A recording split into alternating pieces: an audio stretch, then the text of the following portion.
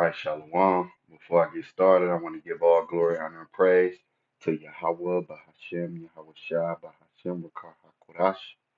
Double honors to the apostles and elders at GMS. Peace, honor, and respect to you, brothers that's out there laboring, edifying, rightly dividing the word and truth and sincerity. And Shalom to you believers out there, the Akim wa Akwakim. So, yeah, as you can see, I got this video queued up called The Fall of Empires. Okay, Rome versus USA. All right, and what I'm gonna be doing is I'm gonna be going through this video and filtering it through the scriptures. Okay, because those of us in the know, we understand that the United States of America, okay, is nothing but the revised Roman Empire.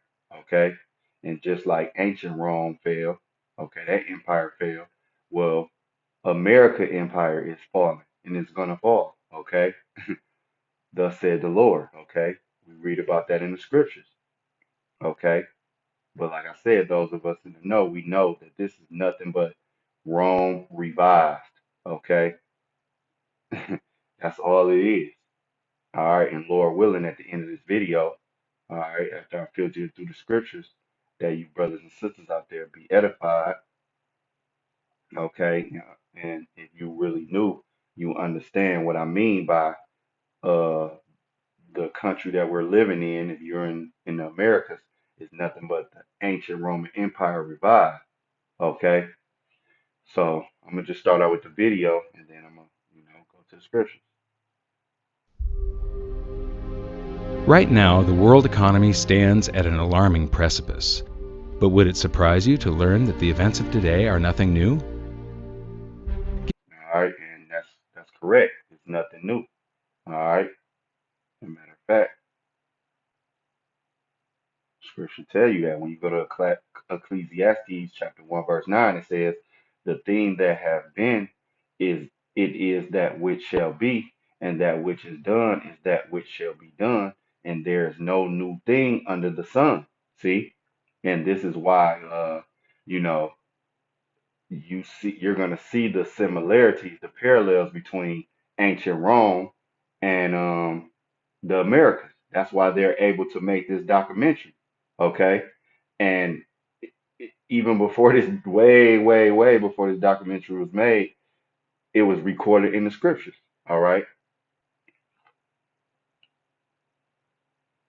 Give me the next few minutes, and I'll show you that there are Let's just go back. precipices. But would it surprise you to learn that the events of today are nothing new?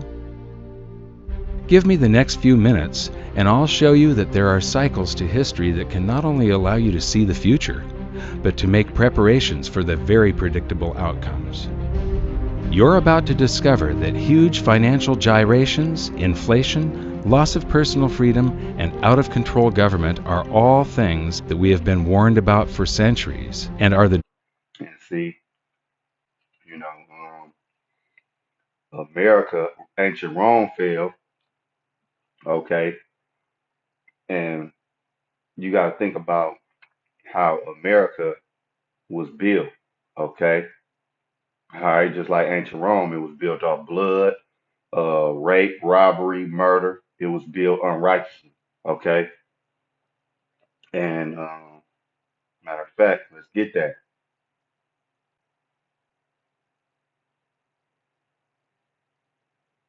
Wait, yeah.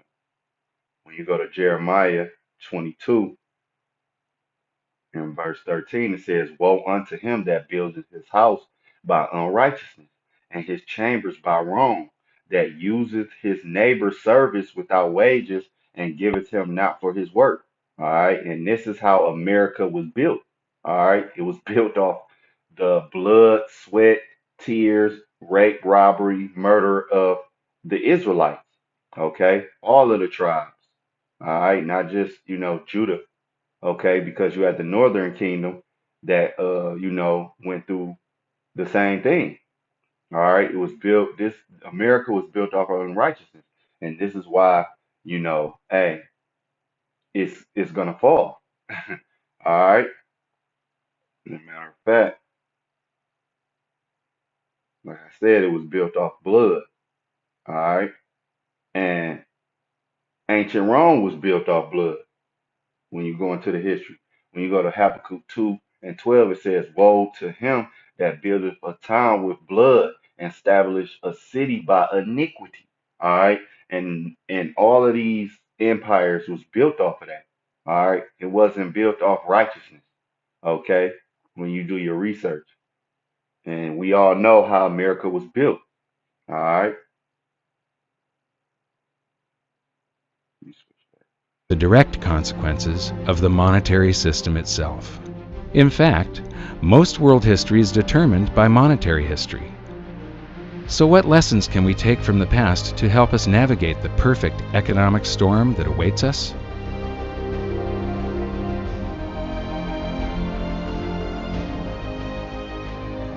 Debasing a nation's currency supply to pay for public works, economic storm that awaits us, the system itself. Inflation, loss of personal freedom, and out-of-control government are all things that we have been warned about for centuries and are the direct consequences of the monetary system itself. In fact, most world history is determined by monetary history. All right. So he said most world history is determined by the money, basically. And that's true on a carnal level. But we all know that Yahweh Bashem Yahushua is in control of the rise and the fall of kingdoms. All right. And when you go to Daniel 4 and 17, it says, the this matter is by the decree of the watchers, and that the Salaki, let me read it over.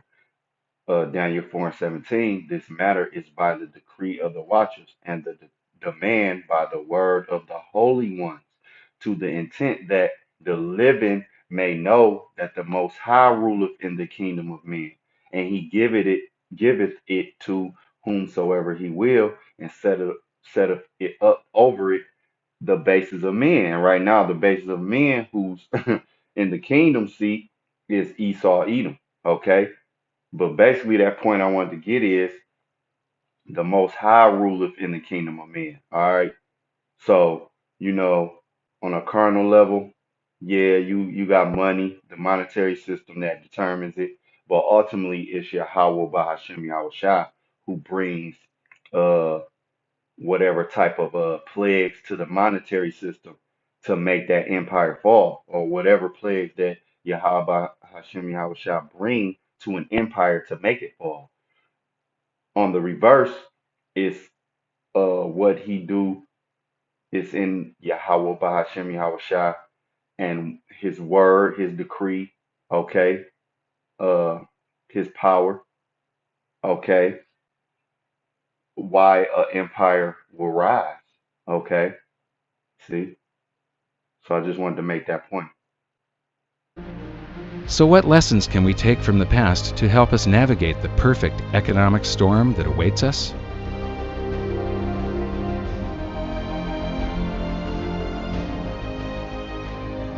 Debasing a nation's currency supply to pay for public works and war is a pattern that just repeats and repeats throughout history, and it's a pattern that always ends badly. In this double episode, we're going to create a timeline to show the similarities between ancient Rome and the United States today. Just like the USA, Rome started out as a republic after overthrowing a monarchy.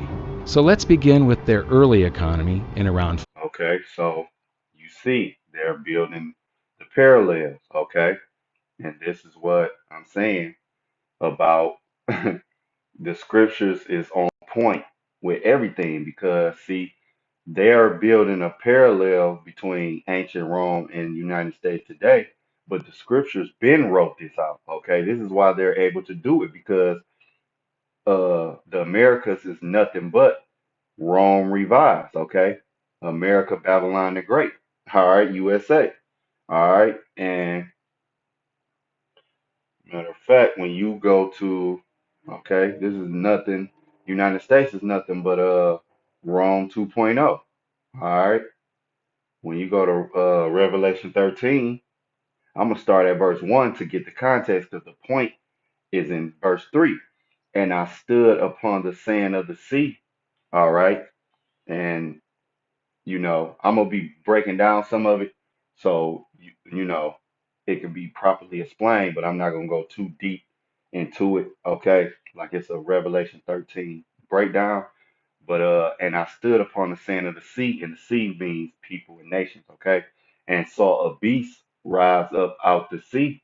All right, and see that beast is Esau Edom, but basically in today's time it's the EU and NATO. Okay, that's the beast.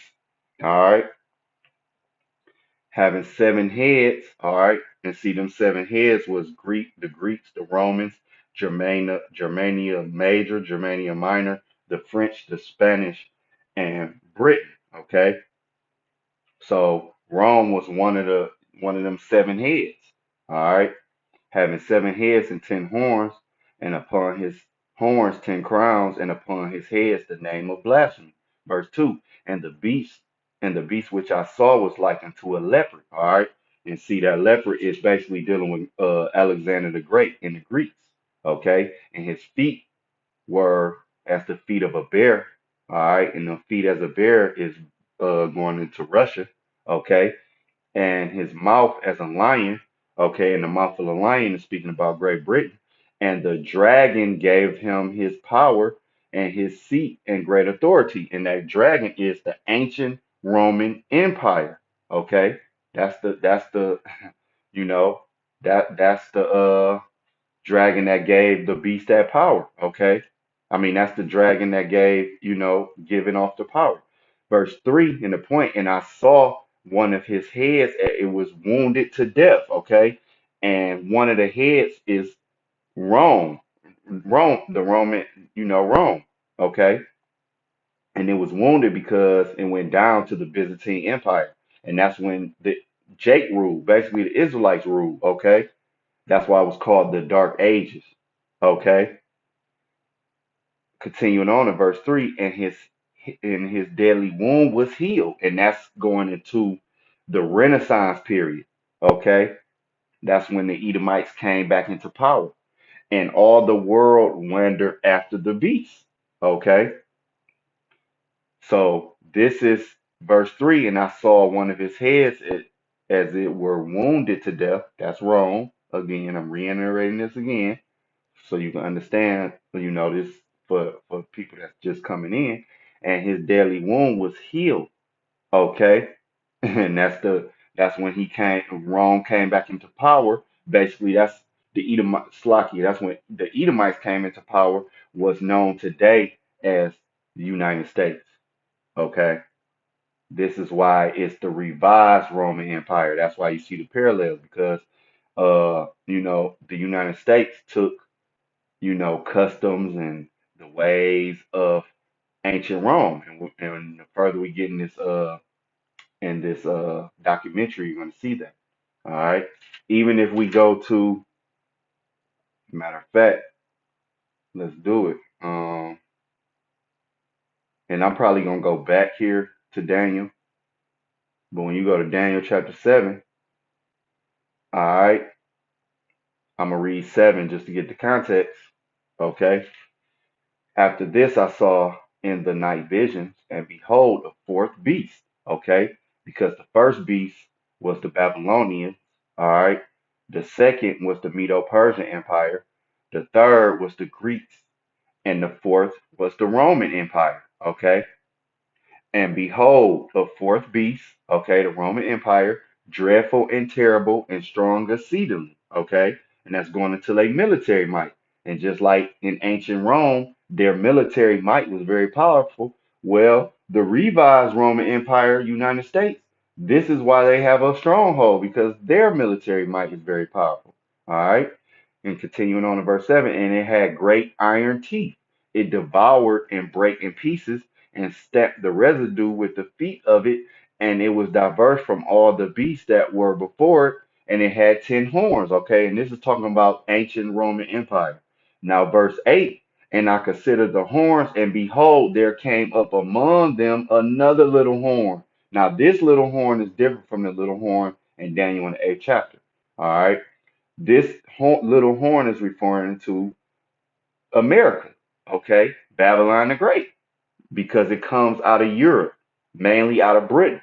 Okay, so continuing on, there came up among them another little horn, before whom there were three of the first horns plucked up by the roots. All right, and behold, in this horn were eyes like the eyes of a man. All right, and that's just going into, them speaking proudly, the witchcraft.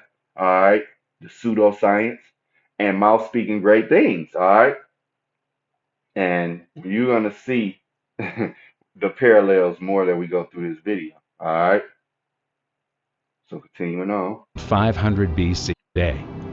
Just like the USA, Rome started out as a republic after overthrowing a monarchy.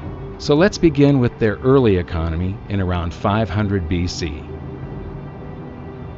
In the early days of the Roman Republic, for the first 178 years, there's no evidence of big inflation.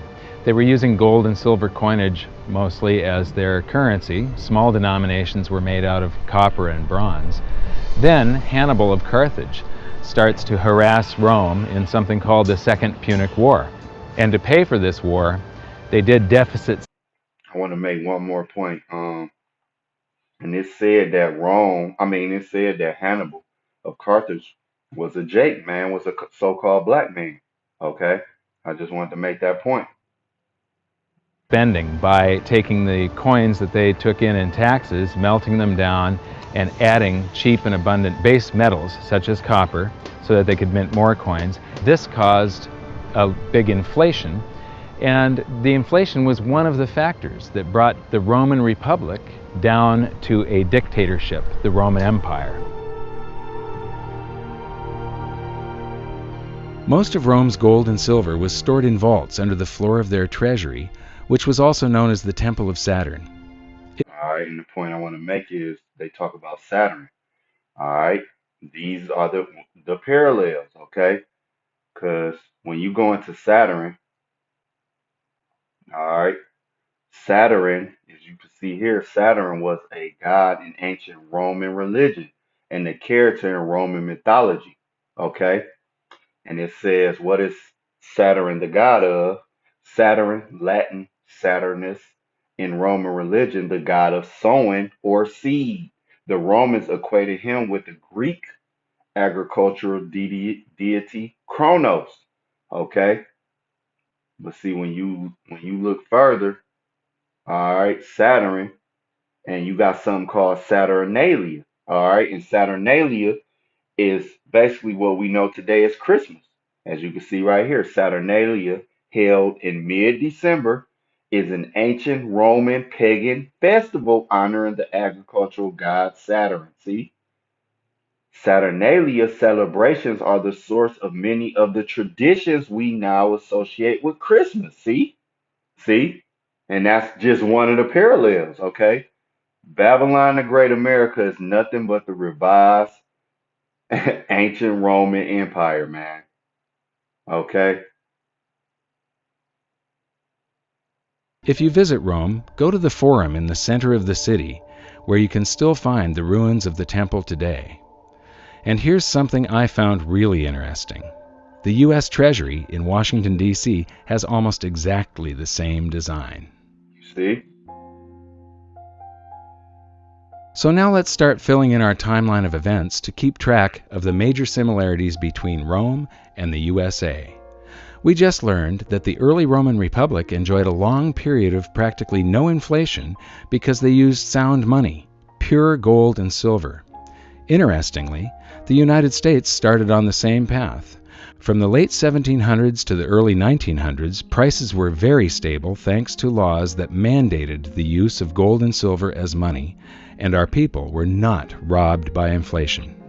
But in both instances, it was the ongoing debasement of the money for war spending and public works that led to economic chaos. Tell us the parallels between Rome and what's happening in the United States today. Well, they're obviously two very different societies, but there are some broad parallels. Rome was a republic. They made sure they had two people each year who were the rulers, the consuls. They always changed because the Romans were... All right, you see how they got two people, right? One in red, one in blue. All right. Matter of fact, let's get that.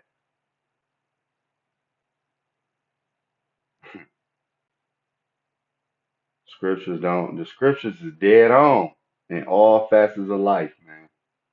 When you go to Revelation 13 and 11, what do it say? And I beheld another beast coming up out the earth, and he had two horns like a lamb, and he spake as a dragon. Okay, and those two horns are basically Democrat and Republican. Okay, but see, in ancient Rome, they had something called plebeians and patricians. All right, and this is what I got queued up. All right. See, the patricians would be the upper class people, such as wealthy landowners would be in the patricians group, and that's what we would consider the Republicans today.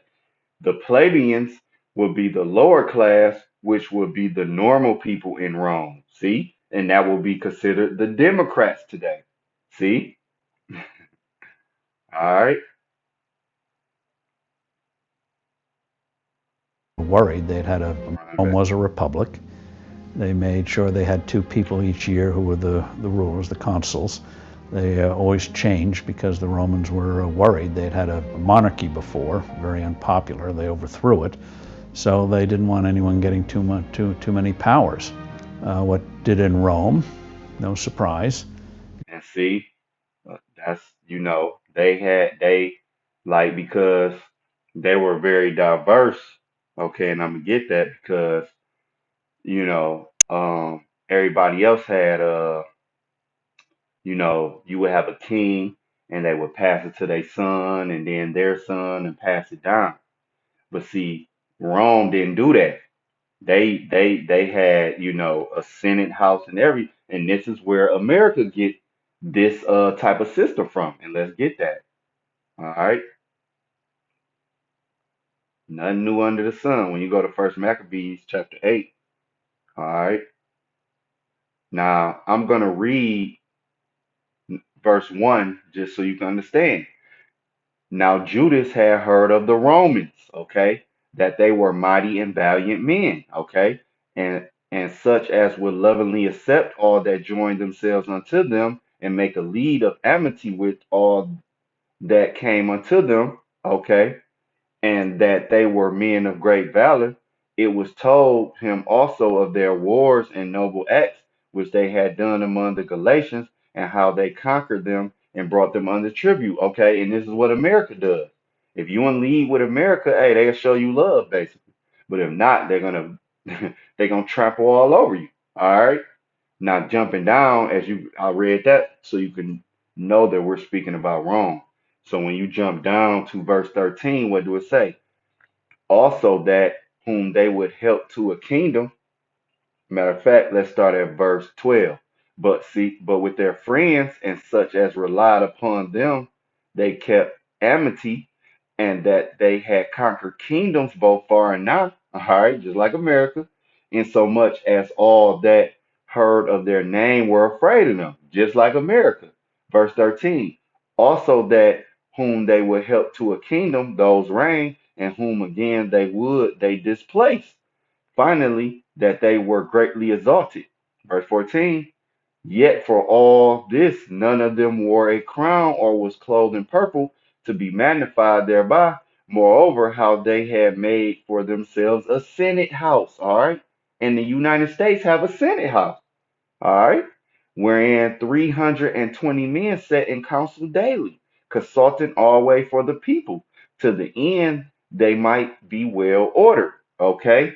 And that they committed their government to one man every year. See, in America have what? A president every 4 years. This is why this is the ancient Roman Empire revived, okay? Because they took ways and customs and philosophies and all of that, okay? Who ruled over, verse 16 again, and that they committed their government to one man every year who ruled over all their country, all right? Just like you got Biden today ruling over the United States, basically. He's a puppet, we know that, but he's the face, he's the set up prince, okay? Continuing on in verse 16, and that all were obedient to that one, and that there was neither envy nor emulation among them. See? So you see the parallels, the Senate House, the one man ruling every year. Now it's a little bit different because it's revised, okay? They still have a Senate House, but they have one man basically in power for every 4 years. All right? Excessive taxation. Monarchy before, very unpopular. They overthrew it, so they didn't want anyone getting too many powers. What did in Rome? No surprise. Excessive taxation and debasing the money. When you look at the coinage, it started out being an exact measure of copper for the sestertii and silver for the denarii, and by the time it was all over, worth absolutely nothing with perhaps a wash of silver to make it look like the original thing, which is exactly what we're doing now. So these patterns repeat themselves. They always repeat themselves.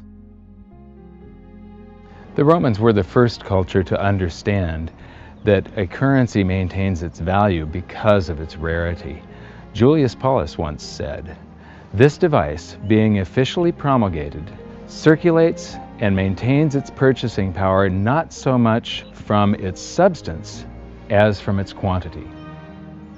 Even still, the Romans never stopped churning out more currency, just like the USA today and the ancient Greeks before them. But in their race to debase, the Romans came up with some new twists of their own. The first of these twists was coin clipping.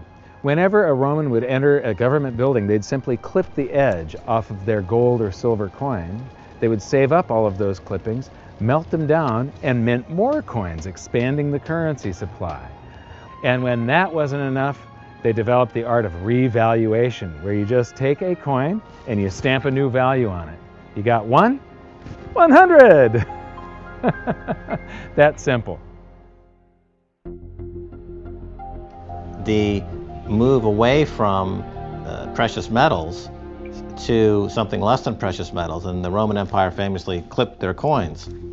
This was a debasement of the currency. There wasn't a paper currency, but it was a debasement of the currency. In the US, there's a very interesting phenomenon going on where they're not clipping coins, but when you go to the supermarket, you find that the portions of the items at the supermarket on sale are shrinking. You know, the servings on various other consumer products are getting smaller and smaller, but this price is the same. So it's very similar to that old Roman coin clipping trick. See, and that's the similarities because, you know, I remember when we was younger, my mom used to tell us like candy me and my sister used to get that in her when she was a kid, the candy was actually bigger, and of course it cost less. All right, and now if you look at, I got nieces and nephews and things of that nature. When I look at how they buy their candy and stuff, I'm like, dang, that used to cost, less and it used to be bigger. Okay. Like now on laters, for example, I remember when I was a kid, they came in a big long pack. All right. And you could probably get it for like 50 cents. But now you pay, you know, almost the same price, but it's only like four or five of them in there. Okay. And I remember my cousin used to buy them all the time, and he would buy a pack and give me like four or five off the rip and still have a nice big pack. Okay. And just putting it in a layman's terms, basically, this is what they're going into. Okay. 2,000 years ago. It's another form of currency debasement, but it's hidden through cardboard and marketing and fancy presentation, but the people are nevertheless having their currency debased. So why should you care about this? The quality of a society is directly proportional to the quality of its money. Stable money leads to stable prices, which leads to a stable society, whereas debasement of the currency leads to the demise of empires. The major reason for Rome's ongoing currency debasement was to pay for their ever-expanding empire and never-ending wars. The precious metals content of their coinage fell further and further until it had next to no connection with the pure gold and silver that had initially provided them with a stable economy. Cut to today, and we see the same pattern. Up until the outbreak of World War I, the United States had very high levels of precious metals in its coinage, and treasury notes were backed by gold at a 1-to-1 ratio. From there, the USA debased its currency more and more to pay for World War II, the Korean War, and then the Vietnam War, until finally the link between gold and the US dollar was severed completely. See, and you know, that's just like Rome. They stretched out their army thin.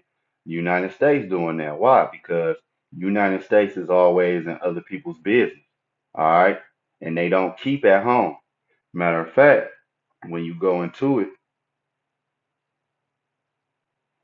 all right, as you can see right here, it says research conducted by the Jane Group and Geo Television Network reveals that the United States has been at war for about 225 of the 243 years since its inception in 1776. See?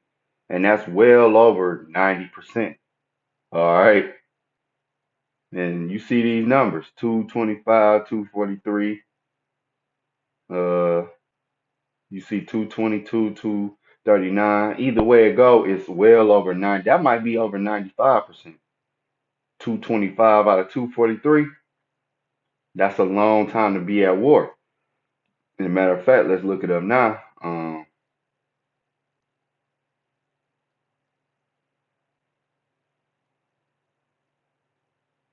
Yeah, here we go. Because matter of fact, let me get this first.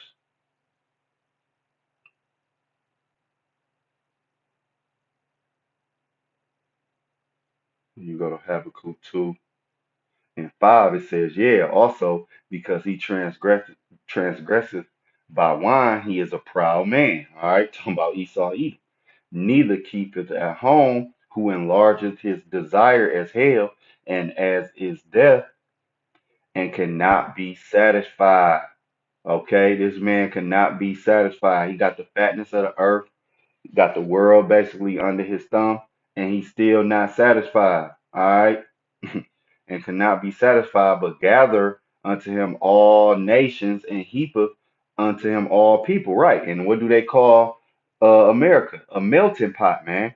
All nations come here because basically it's the whore. You can come here, get your money. You got other nations come here, they get money and send it back home. I mean, right now, it's falling, but think about 20 years ago, 30 years ago, 40 years ago.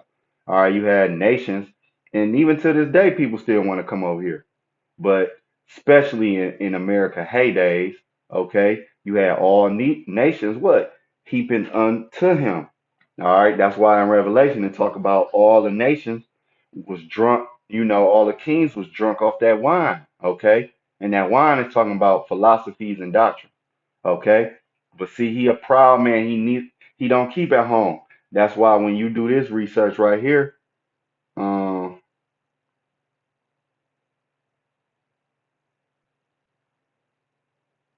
how many U.S. military bases are there in the world? There are roughly 750 U.S. foreign military bases. See, they are spread across 80 nations. All right. Yep, 750. All right. It might have went up, it might have fluctuated, but see, that's letting you know that Esau Edom is putting his territory everywhere, man. He don't keep at home. And see, this is something that Rome did. That's why they spread it out. All right. That's why they had to keep clipping the money, debasing the money. All right. And this is a cause. These are causes of the fall of ancient Rome and the same causes that's going to make the fall of Babylon the Great. All right. For those new to the series, let's revisit the pivotal event that has managed to sneak under the radar of modern historians as nothing more than a side note, even though it will have repercussions for generations to come. It was an unprecedented act of global debasement by a modern wannabe emperor that would make any Roman ruler hang his head in shame. Most people think that President Nixon's criminal activities were limited to wiretapping and spying on the competition. But his greatest crime came on August 15th, 1971, when he severed the last ties between the dollar and gold, when he ended the Bretton Woods system. I have directed Secretary Connally to suspend temporarily the convertibility of the dollar into gold or other reserve assets, except in amounts and conditions determined to be in the interest of monetary stability and in the best interest of the United States. The Bretton Woods system tied all of the world's currencies to gold through the US dollar. But instead of running out and hanging the guy when he took the world off of gold, the world just yawned and accepted that we were now on a fiat currency system, that we were now on this infinitely expanding system, that we no longer had money, we had currency. Money should be a fixed measure of value. It's like 5,280 feet in a mile, or 12 inches in a foot. I gave you the example. Imagine trying to build a house, say 2,500 square feet. If the foot changed each day, it was 12 inches one day, 10 the next, 20 the next. Very hard to do if that's changing. Or the clock. I liked, this. The 60 minutes an hour. Imagine if they floated the clock. So you had 60 minutes an hour one day, 30 the next, 90 the next. You'd soon have to have hedges, derivatives, futures to figure out how many hours you're working. You're baking a cake. I love this example. And it says bake the batter for 45 minutes. And then you have to figure out, is that inflation adjusted minutes? Is it a California minute, a Nevada minute? Just makes life infinitely complicated. So when you have a fixed measure, when you go to the market, you assume if you're getting 16 ounces of liquid, it's 16, not 13, not 18. Just makes commerce, which is the source of wealth, people doing things with each other, infinitely easier. It is very odd that we've established a situation where what people do is scramble to borrow liabilities. Certainly, I guess the most attractive liability in the world, or put a different way, the most attractive free trading lie on the planet is the US dollar. We joke in investment conferences it's the worst currency in the world, except all the others. If you're going to trade in a lie, it better be a liquid lie.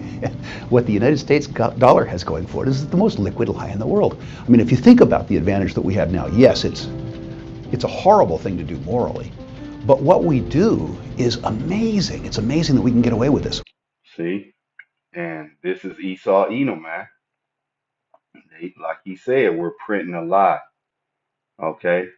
And he's smiling about it, man. This is natural Esau Edom in his uh in his form. Okay? And matter of fact, when you go to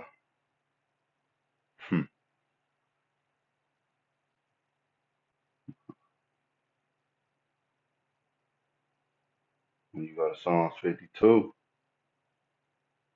all right, in verse 3, what do it say? Thou lovest evil more than good, and lying rather than to speak righteousness. Salah. See? You see what I'm saying?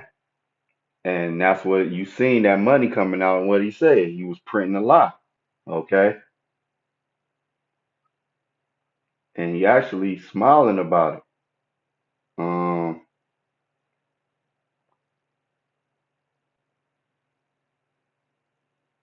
When you go to Sirach 10, Ecclesiasticus known as Sirach as well, 10 and 8, it says, because of unrighteous dealing, injuries, and riches got by deceit, the kingdom is translated from one people to another, right? And this is why Esau Edom is going down, okay? All right, because of unrighteous dealing, injuries, and riches got by deceit, man. That's Babylon in a nutshell. All right, and that kingdom that's going to be translated from one people to another is these Edomites going to their kingdom is going to be translated from them to the Israelites, okay? And our Lord Yahweh Shah is going to be spearhead, okay? The ultimate Israelite. All right. Let me get one more. When you go to Jeremiah, all right, Jeremiah 5 and 27, it says, and this is when he was speaking to Jerusalem. If you read up, he's basically speaking of Israel, but you can use this for Esau, Edom as well. As a cage is full of birds, so are their houses full of deceit. Therefore, they are become great and waxing rich, man. And this is exactly why America has waxed great, all right, because of deceit. And that it lets you know in Revelation, all right. We print a lie, Yeah. a dream on a piece of paper, and we ship it to Brazil, and they send us coffee. And we ship the same lie to Germany, and they send us a Mercedes. And we ship the same lie to Japan, and they ship us a stereo. It's actually a pretty cool deal. I mean, I feel bad about it in a sense, but it's grandly amusing in a sort of a cosmic sense. You see, he said, I feel bad, but it's grand, it's amusing, man. This is Esau Edom. And you see how that he named off a couple of other countries. And see, like I said, deceit is how they became great and waxed rich. All right. And when you get Revelation chapter 20, all right. And I'm gonna start at 1. It says, and I saw an angel come down from heaven, having the key of the bottomless pit and a great chain in his hand. That's speaking about Yahushua. Verse 2. And he laid hold on the dragon, that old serpent, which is the devil and Satan, and bound him 1,000 years. All right, that's speaking about Esau Edom. And them 1,000 years go back again to when Rome they had fell. All right, and Jake was ruling. And cast him into the bottomless pit and shut him up and set a seal upon him that he should deceive the nations no more. See? And what did it say in verse 27 of Jeremiah and 5? It said deceit by deceit. All right. Continuing on to verse 3, that he should deceive the nations no more till the 1,000 years should be fulfilled. And after that, he must be loosed a little season. And right now, we are in that little season. Okay. Because when you jump down to verse 7, and when the 1,000 years are expired, Satan shall be loosed out of his prison. All right. And that's not the spiritual demon Satan. That's talking about Esau Edom in this American empire when it was in the Renaissance era, in the Renaissance period when they was coming back into power. All right. Matter of fact, hold on. Uh, Bear with me just 1 sec.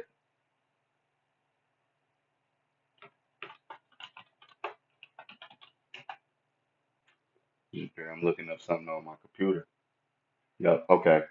So, verse 7 again. And when 1,000 years are expired, Satan shall be loosed out of his prison. Okay. And shall go out to deceive the nations which are in the 4 quarters of the earth. And you see how it was like, oh, we print up a lie, and Japan give us this. We print up a lie, and Germany give us this. We print up a lie, and Brazil give us this. See? And this is how they're waxing great. Okay? This is how they became great in power. Okay? Printing lies, like my man said. So continuing on to verse 8, Gog and Magog to go to gather them together to battle, and the number of whom is as the sand of the sea. All right. But see, the point I wanted to get was, and shall go out to deceive the nations. Because you see in verse 7, what did it say? When the 1,000 years are expired, Satan shall be loosed. All right. And that's speaking about these Edomites. Okay. They came back into power. And matter of fact, this is what I want to get. I didn't have this down, but it just came in my mind when you go to Malachi 1 and 4. What did it say? Whereas Edom said, we are impoverished, but we will return and build the desolate places. Thus said the Lord of hosts, they shall build, but I will throw down, and they shall call them the border of wickedness. Okay, the earth is given into the hand of the wicked, and the people against whom the Lord has indignation forever. See? And this is because the Lord said we're going to war with Amalek forever. Okay?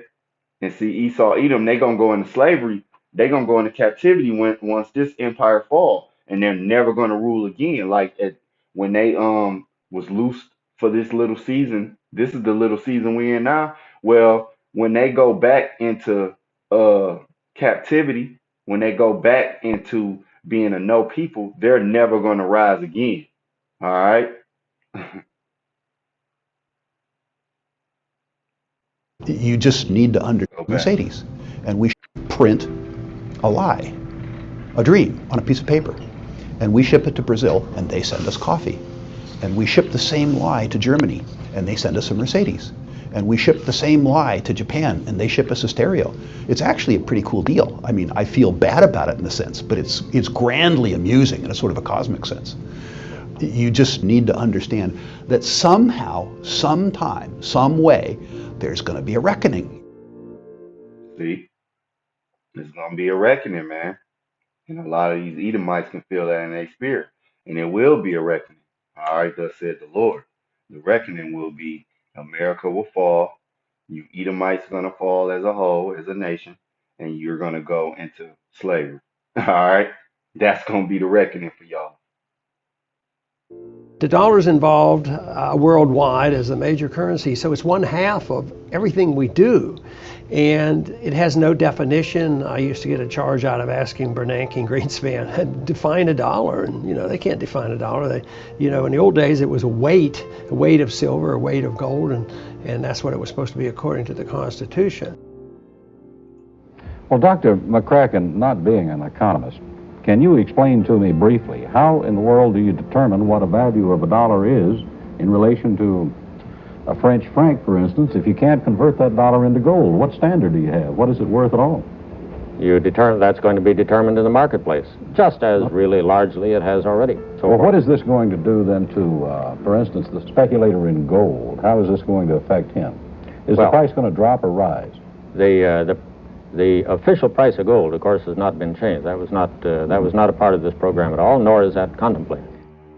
Well, maybe they should have contemplated what was likely to happen, because for anyone who had studied history, the outcome was perfectly clear. Rather than help the economy, Nixon's actions made things a lot worse, and the public started feeling the effects of inflation much more acutely. It was hard for savers to keep their heads above water unless they had saved in the ultimate stores of value, gold and silver.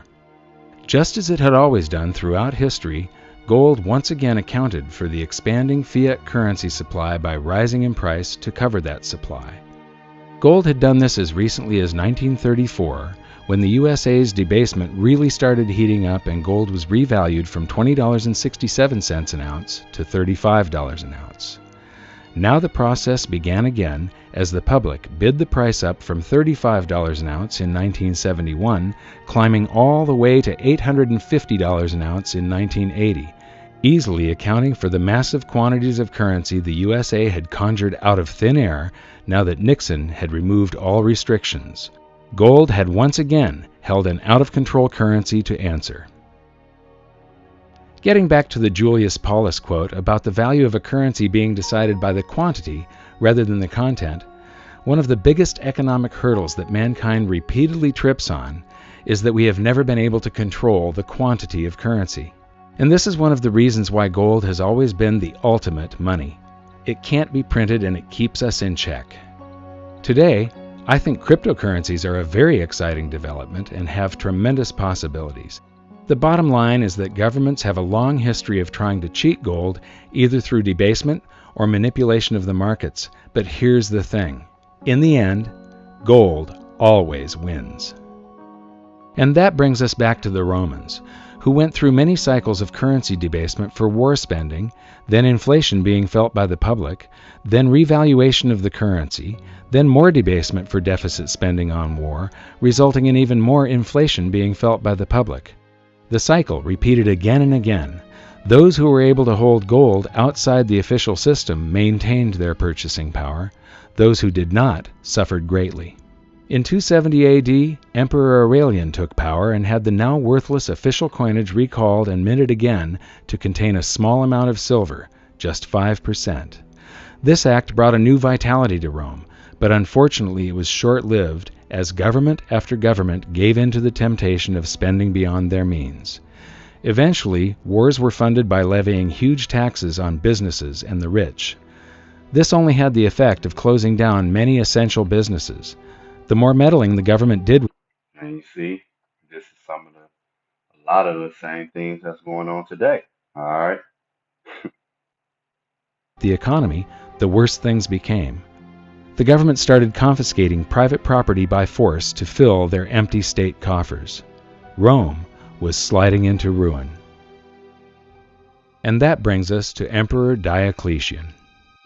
His actions are the first recorded example of the following hidden secret of money. Wage and price controls do not work.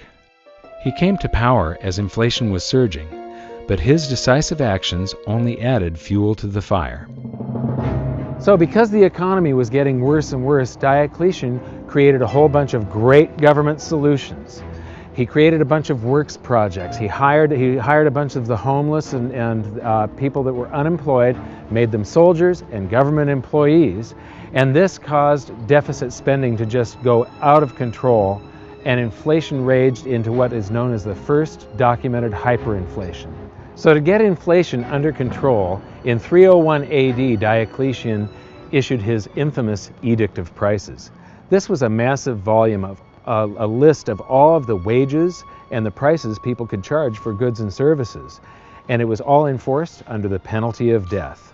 So what happened was instead of risking your life to sell something at a profit so that you could stay in business, people just closed up shop. Instead of doing a job that was listed in the book that was below a living wage, people quit their chosen career and tried to pursue a job that wasn't listed in the book. The result of this was that Diocletian came out with a law that said every son had to go into his father's business under the penalty of death. See? And this, that's, and them draconian laws are going to be coming back, all right? Esau, Edom have certain laws that just set you up for failure, all right? And just like ancient Rome, hey, it's played out today. So when you go to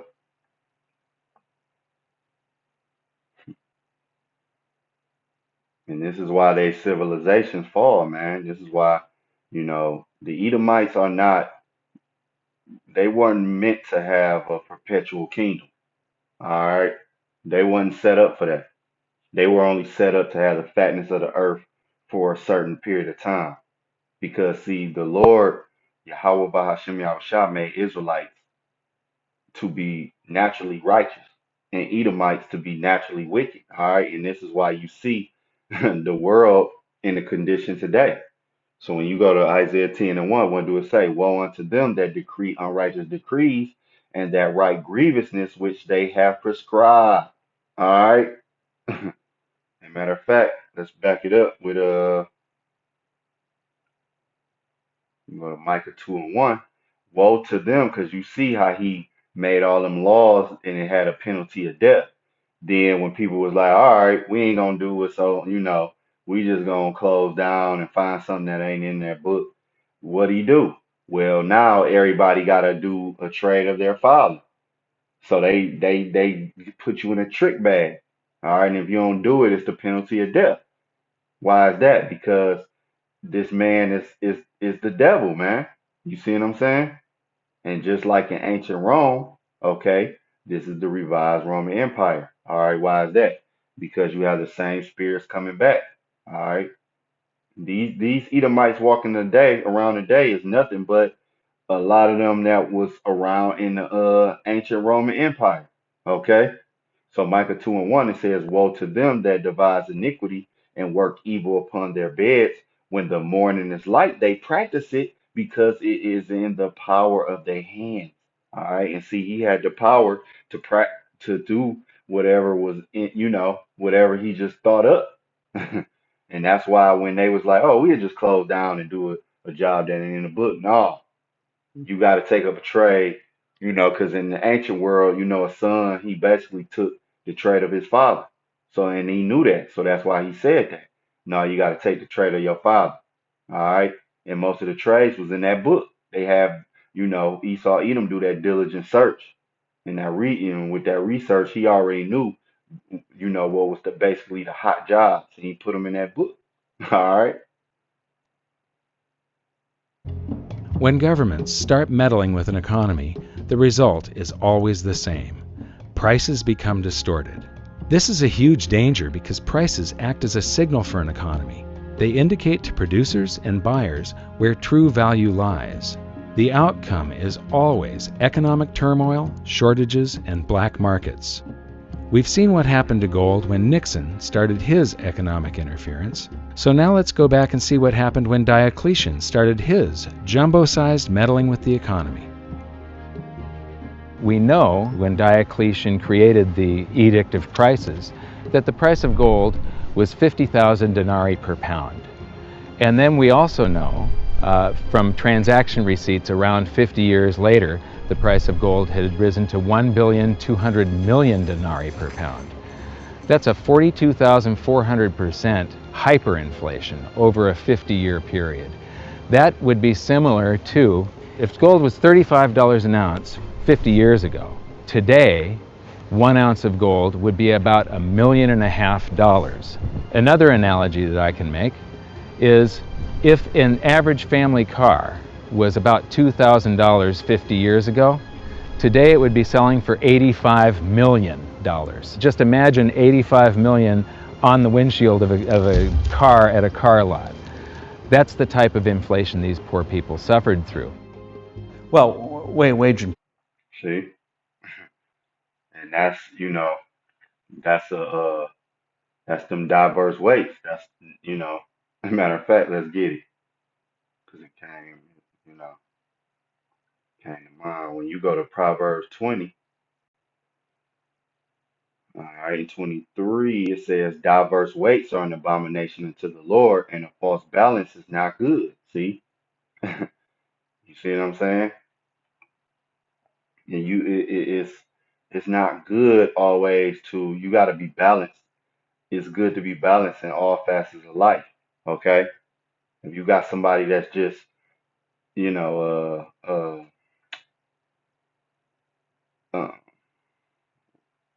what's a good example? False balance. If you eat, you just drink water all the time. That's not good. You need some food. You need, salad, meats, things of that nature. Well, if you just eat chicken all the time, that's not good. If you eat candy all the time, it's not good. You need a balanced diet. Okay? If you exercise all day every day, exercise is good, but if you do it all day every day, it's not going to help you. It's going to harm you. Okay? Sleep is good, but if you sleep all day, it's not going to be good. Working is good for people to make money, but if you work all the time, it's not going to be good for you. Okay? So again, Proverbs 20 and 23, diverse weights are an abomination unto the Lord, and a false balance is not good. All right, and these goes into these these diverse weights. All right, with this money, that monetary system, because as you see, it was some crazy things. Let's price go back a control. little. Just imagine 85 Listen. is if an average family car was about $2,000 50 years ago, today it would be selling for $85 million. Just imagine $85 million on the windshield of a car at a car lot. That's the type of inflation these poor people suffered through. Well, wage and price controls upends an economy, gives more power to the government. What are price controls? Prices are supposed to convey information. That's what markets are about, knowledge and information. So a price will tell you something is dear. Oh, get out and produce more. The price is low. Maybe you're producing too many of it. So it's a way of conveyance of information. So you devote your efforts to something that people want, not what a bureaucrat dictates. So when governments trash the money and your nominal prices are going up, the government response is, oh, they're greedy speculators or merchants or whatever, and so you say you can't charge as much. Well, what that means is you get a black market and you hurt the production of the thing. The idea that government can substitute for people interacting among themselves is preposterous. This pattern of failed price controls is something we see throughout history and across the globe. Skip forward over 1,500 years, and governments still hadn't learned their lesson. During the chaos of the French Revolution, See, they ain't learning a lesson because that's the point I was going into about reincarnation. All right, because you have the same spirits that's coming back today that are back. And a lot of them spirits that are in power now were in power in past times. This is why they're repeating the cycle, because everybody is in a lot. Okay, the believers, they're in their lot. The believers now were the believers of old. The scoffers of old is the scoffers of today. Okay, the false teachers of old are the false teachers today. The prophets that's teaching the right way, they were the prophets that was teaching in antiquity.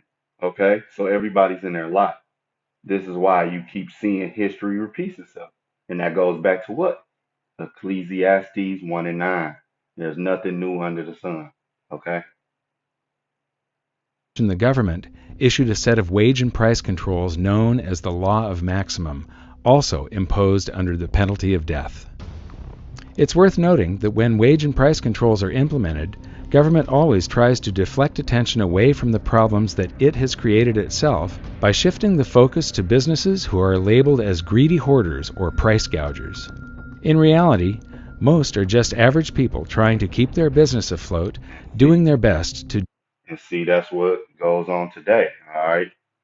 Because you have these big wigs and these, these the rulers, they want to track the carbon footprint. They talk about global warming and how we need to do this and we need to do that. Yet they're the people that's really doing the most damage because they're in control of the ports. They're in control of the garbage control. They're in control. They have the big plants and manufacturing plants and things of that nature that cause all these greenhouse gases and global warming. They're doing the most pollution, throwing things in the oceans and the seas. The average person walking around here, they don't have control of boats and things of that nature. Okay? But see, this is what was in antiquity and is rolling around again. Like I said, reincarnation. Okay? Deal with the unstable supply and demand curve created by government meddling. And France was no exception to this blame game. During the Law of Maximum, many innocent people were executed, food shortages developed, and black markets ruled until finally, 15 months later, the act was repealed because it didn't work. And all the stored-up energy of government manipulation was unleashed at once, leading to a further period of chaos and inflation for France. I agree with Steve Forbes. The idea of wage and price controls is absolutely preposterous. Now we'll skip forward another 200 years and government was at it again. Many people don't realize that Nixon's speech from 1971 also included the announcement of a 90-day wage and price freeze. The United States was suffering from big inflation thanks to deficit spending for the Vietnam War. Silver had been taken out of circulation in 1965, reducing our coinage to worthless flecks of base metal, and the paper currency supply had been expanded greatly. Did that sound familiar?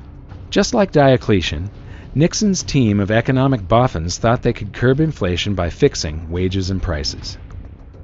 The time has come for decisive action, action that will break the vicious circle of spiraling prices and costs. I am today ordering a freeze on all prices and wages throughout the United States for a period of 90 days. Working together, we will break the back of inflation. You'd think that these people would learn from history, but they don't. To get an idea of how out of touch the men with their hands on the economic levers were, listen to what Nixon's advisor had to say about the duration of the controls. Would it be your anticipation that it would take more than 90 days to break the back of inflation, as the President put it tonight, that there would have to be a further extension of an actual wage price freeze? I would not, no, I wouldn't. I don't think one can say that it will necessarily take longer. We're sailing to some extent in an uncharted sea here, but this I think is a reasonable estimate of the time that's going to be required.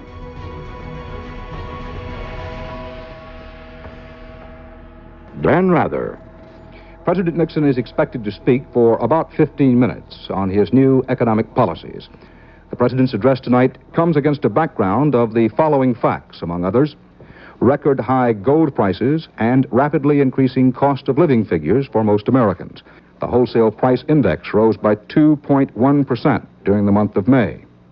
The index of industrial commodities in the last 3 months has risen at an annual rate of 15.9%, the worst since the Korean War 20 years ago. All of that part of the general background of the President's remarks tonight. Every American family is confronted with a real and pressing problem of higher prices. And I have decided that the time has come to take strong and effective action to deal with that problem. Effective immediately, therefore, I am ordering a freeze on prices. This freeze will hold prices at levels no higher than those charged during the first 8 days of June. It will cover all prices paid by consumers. What was Albert Einstein saying? What kind of an idiot would do the same thing over and over and expect different results each time? And it's the same pattern that's happened repeatedly, cycle after cycle after cycle after cycle for thousands of years. See, that's because why? Reincarnation. All right. Nothing new under the sun. Country borrows itself into bankruptcy. It creates more money to try to pay its debt. Prices go up. People rebel. The whole system falls apart. And I'm scared about it. Countries collapse over this. They go to war about this kind of thing. Rebellion in the street, overthrows of government, the whole 9 yards. There is nothing to be gained from inflation and everything to lose, and we're going to lose everything. And this is talked about in the scriptures. All right. Jacob's trouble is one of the, But see, Esau, Edom, and the rest of these nations wasn't given laws, statutes, and commandments to have a righteous setup like the Israelites were. All right, and that's why in our heyday it was all good. Okay, but see, when the kingdom of heaven is established on earth, it's going to be perpetual because it's going to be under righteousness. Okay, because it's going to be under law, statutes, and commandments of Yahweh. Okay, which passed down to Yahweh Shah, and then everybody in their respective order. Okay, Yahweh Hashem Yahweh Shah is going to rule in righteousness. This is why our kingdom is going to be perpetual, because Israel is going to have them laws in their inward parts, which Esau, Edom, and the rest of these other nations did not receive. This is why they come into power, fall out, come into power, fall out. And this is why they're not the chosen. This is why they can't have a perpetual rulership. Okay, so when you go to see, this will make it a special. Deuteronomy chapter 4, starting at verse 5, because see, we had laws and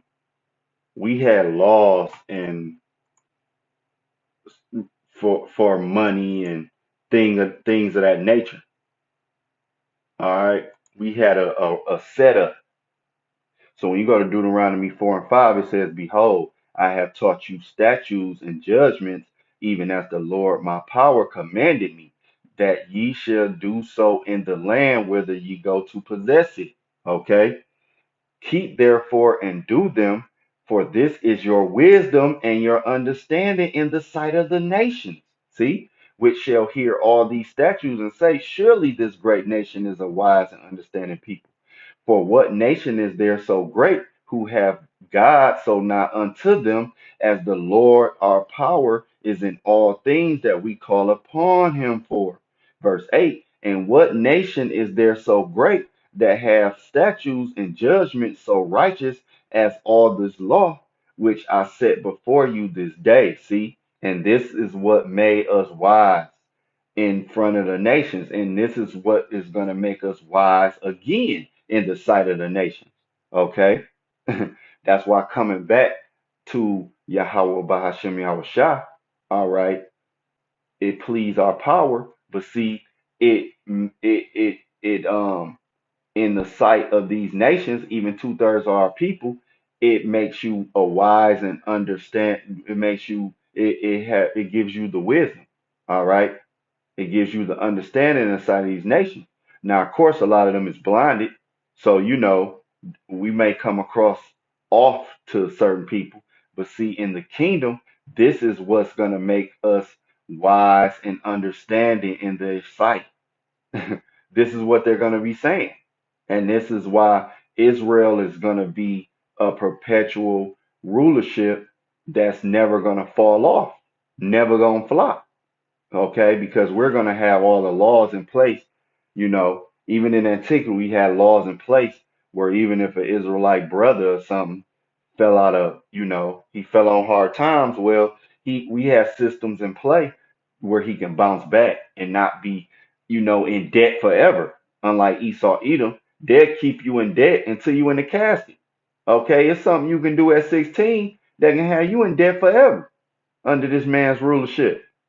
We had laws. We had law jubilee. We had laws for murder. We had laws for everything, and even a dietary law to help you eat healthy. Do Esau Edom have that? No.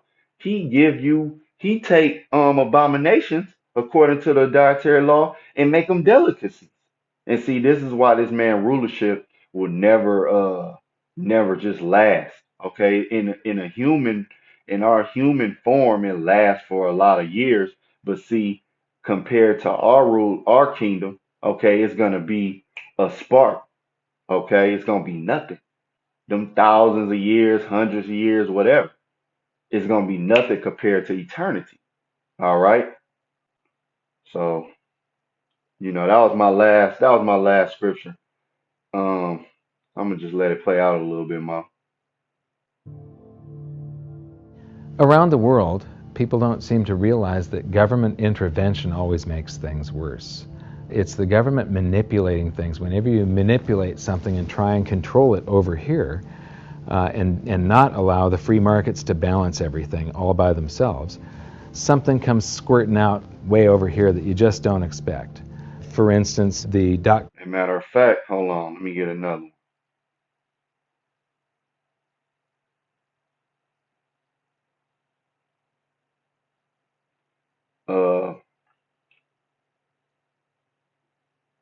9 Proverbs 28:8, it said, "He that by usury and unjust gain increases his substance, he shall gather it for him that will pity the poor." And when you get into the NLT, it says, "Income from charging high interest rates will end up in the pocket of someone who is kind to the poor." See, that's why the scriptures say, Esau Edom is gonna cough up his riches. All right, roughly paraphrasing. Okay, but like I said, like I was going into the laws that were given to us, we had systems in place. Okay, it just was through our disobedience why the Lord took us out of power. All right, and that was just all to fulfill biblical prophecy. But see, once Israel is set back on high, we never fallen off because those laws will be in our inward parts. All right, and with the law, statutes, and commandments, that's our wisdom to just continually stay on top, which wasn't given to these other nations. Again, that's why Esau, Edom, rise, fall, rise, fall, rise, fall. And even though Israel had a rise and fall thing, this last time, when we come into power this next time, it ain't gonna be no falling off. Okay, so pretty much that's all I had. You know, Lord willing, it was edifying. I want to get the similarities between ancient Rome, okay, in the Americas today, the ancient Roman Empire, and the revised Roman Empire, which is America, aka Babylon the Great. So again, Lord willing, it was edifying. You got any questions, just leave it in the comments. And to the next lesson, Shalom.